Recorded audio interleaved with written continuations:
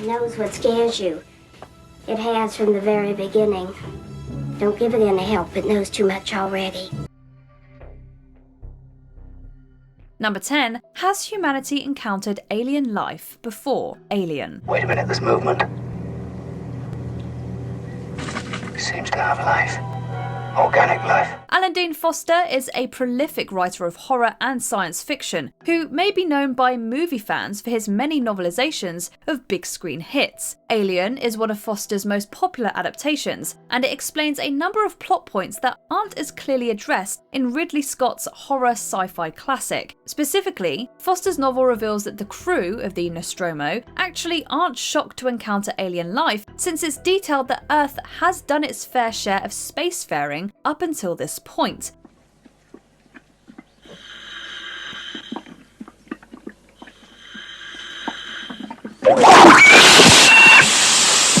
The crew, when discovering the derelict ship on the Acheron, LV-426, make it known as such with their conversation, which heavily implies that this isn't the first time an Earth ship has encountered alien life. What the hell is that? Jesus Christ. Number 9. What's Freddy Krueger's backstory? A Nightmare on Elm Street 3, Dream Warriors. Welcome home, Darren. Look familiar. Although later films in the Nightmare on Elm Street franchise would expand Freddy Krueger's backstory, only the novelization of A Nightmare on Elm Street 3, Dream Warriors, utilises plot points for that film written by series creator Wes Craven. 7, 8, better stay up late. 9, 10, never sleep again. Jeffrey Cooper adapted Craven's original screenplay for the novelization, which contains a large number of differences from the final Dream Warriors product. For starters, the tone is much darker and more violent, and more is revealed about Freddy Krueger's human life, including a ranch house where he grew up. It's this ranch house that appears in the dream world for the novel's protagonists, as opposed to the iconic setting of 1428 Elm Street. I used to live in this house. That's just a house I dream about. Freddy's mother Amanda also isn't a nun in this novel and dies in childbirth. If your only faith is science, Doctor, it may be you that's laid to rest. Number 8. When did Carrie's powers first awaken? Carrie. Creepy Carrie! Creepy Carrie! Director Brian De Palma's adaptation of Stephen King's Carrie does a great job at showcasing a slow, deliberate awakening of Carrie White's telekinetic abilities. However, King's source novel specifies a much earlier time for this awakening, specifically during a pivotal scene where a young Carrie is caught spying on a sunbathing neighbour. Eve was weak. No! Eve was weak. No! Eve was weak. Say it. Her punishment is swift and brutal, and as a result of the trauma, a hailstorm begins pelting the White home. De Palma and crew shot this scene, but it's now considered lost. Additionally, the production's intended shooting of a finale where the White House is demolished by a fully powered Carrie summoning a shower of stones was also nixed, although this is still referenced in the film's ending, and by Carrie's rock-strewn grave.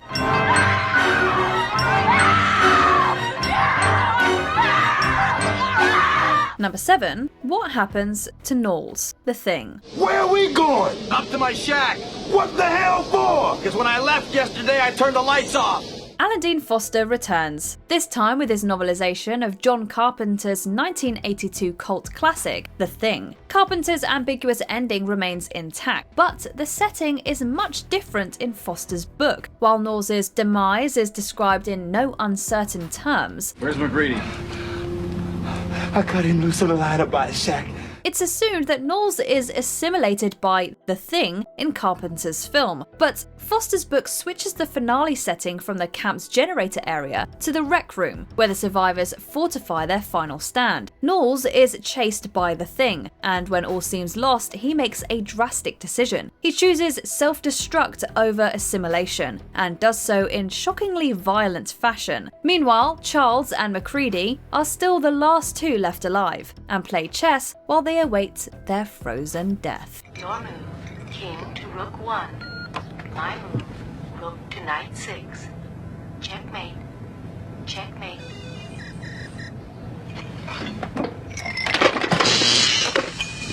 She's in a bitch. Number 6. Who is the man in the bear suit? The Shining.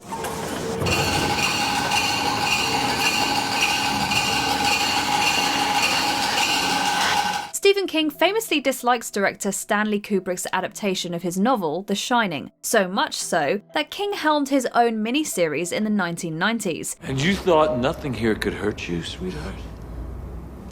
Boink. Wrong!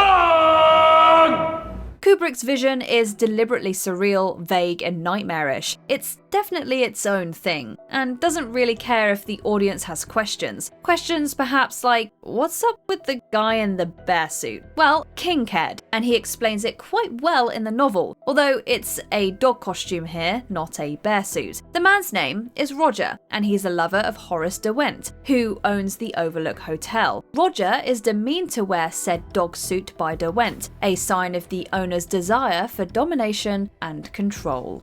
But I corrected them, sir.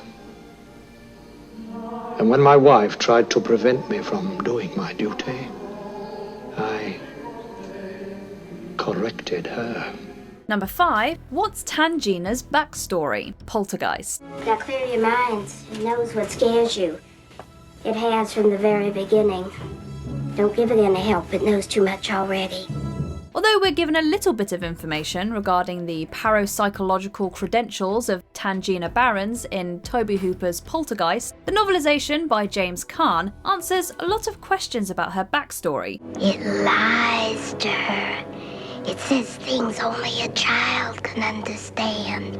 It's established in Caan's novel that Tangina, though she is a medium, is also suffering from visions about her own childhood trauma. This expands upon the relationship between her and Dr. Lesh, who is attempting to assist Tangina through her issues. Their meeting, collaboration, and friendship is described in great detail, and it fleshes out both characters in a manner much different from Hooper's original film. This house is clean. Number 4. What is the origin of Michael's evil? Halloween. Michael? Fans are largely split as to how much backstory they want with the Shape, Michael Myers. Rob Zombie's 2007 remake went its own route with the incidents that influenced Michael's madness, but the John Carpenter original largely forgoes this in favour of a less defined sense of evil.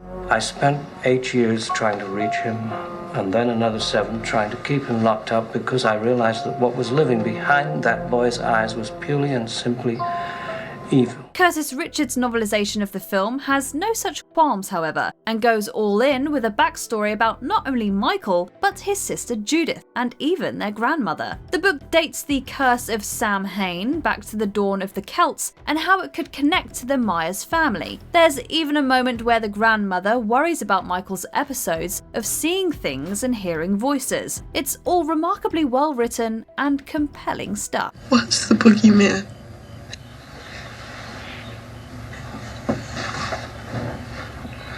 As a matter of fact, it was. Number 3. Why is Christine possessed? Christine.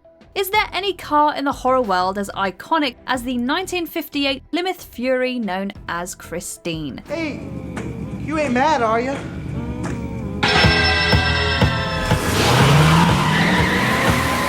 Both Stephen King's source novel and John Carpenter's film adaptation enjoy a symbiotic relationship of style and substance, but King's story does a better job at explaining exactly why Christine is so evil. Your brother loves this car so much. Why is he selling it?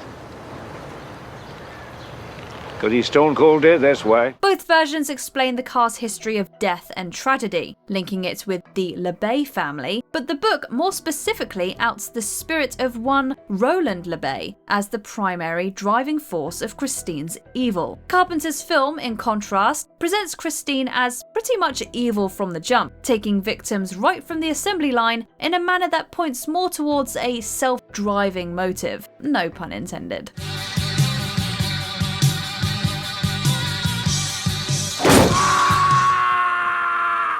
Number 2, where do Mogwai come from? Gremlins. What is that? Mogwai. What's he doing? Singing. He does that sometimes. So far, we've examined some book-to-movie differences that are interesting, but not beyond the realm of possibility. But what about novelizations that go all in with answers to questions you didn't even know you had? This is where George Guipay's novelization to Joe Dante's Gremlins comes in. Where did you get this? Some little junk store in Chinatown. In the book, the Mogwai and Gremlins don't only get an origin story, they freaking talk. Yep, Guipay's novelization has Gizmo, Stripe, and the gang engaging in full-fledged conversations with each other, including discussions about their home beyond the stars. Mom? Didn't you know that Mogwai were actually aliens? Guipay certainly did, although it's since been revealed that the author hadn't actually seen gremlins before being tasked to write this book, so he had to improvise. Number 1, where did Pennywise come from? It franchise. I, Georgie, am Pennywise the Dancing Clown. You are Georgie. So now we know each other. He goes by many names, but Pennywise the Dancing Clown and It to Bob Gray? Yep, Pennywise actually has a pretty nondescript name in Stephen King's original novel, although the story of his origins is anything but simple. While I sat there looking out over the valley, I saw it arrive. To paraphrase, there's a celestial turtle named Maturin, a macroverse, and the idea that Pennywise is definitely not from this solar system or even dimension. You know what he did? What did he do, Mrs. Kirsch? My father joined the circus. It Chapter 2 leans more into the idea of Pennywise being a clown possessed by it, as opposed to a clown simply being a favourite form of the entity. It's honestly confusing in both iterations, but Pennywise's history as a being hungry for fear gets a timeline that's more detailed and specific in King's original novel. Tasty, tasty, beautiful fear. Did you enjoy this video? Check out these other clips from Watch Mojo, and be sure to subscribe and ring the bell to be notified about our latest videos.